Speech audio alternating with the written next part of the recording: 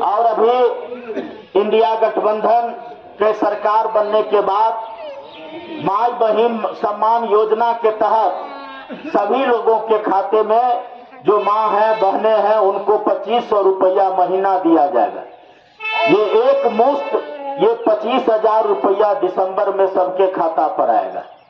उसके बाद 500 रुपये सिलेंडर मिलेगा, 1500 रुपया पेंशन मिलेगा, 5 डिसमिल जमीन जो गरीब भूमिहीन है जिनके पास नहीं है उनको मिलेगा, 25 लाख रुपया तक आपको इलाज के लिए पैसा मिलेगा।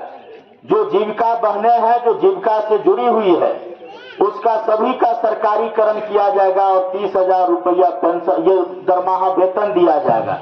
उसके बाद आप 2 बार ग्रुप लोन लीजिएगा तो आपको कोई इंटरेस्ट नहीं लगेगा।